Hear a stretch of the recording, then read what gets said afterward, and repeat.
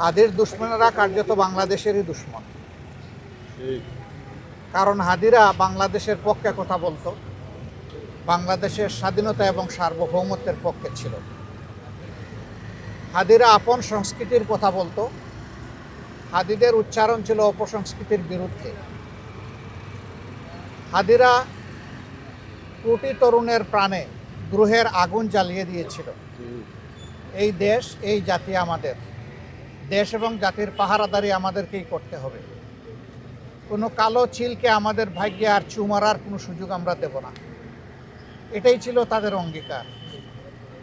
তারা বলেছিল জীবন দিব, তবুও 24 দিব না। এটা কেন বলেছিল আমরা সবাই বুঝি।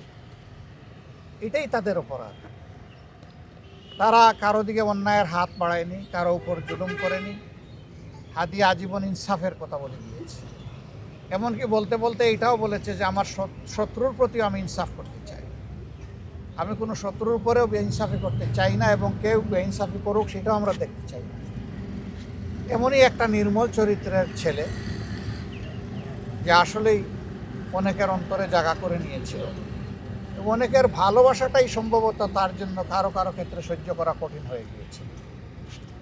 এজন্যই তারা ষড়যন্ত্র করে দুনিয়া থেকে তাকে উঠিয়ে দিয়েছে। কিন্তু যারা বিপ্লবী, তাদেরকে খুন করে বিপ্লবের চেতনাকে খুন করা যায় না, বরঞ্চ সেই চেতনা আরও ছড়িয়ে পড়ে। গতকালকের জানাজা সারা দুনিয়া প্রত্যক্ষ করেছে, এবং আমরা মনে করি সারা দুনিয়ায় জানাজার সাথে মানসিকভাবে সম্পৃক্ত ছিল।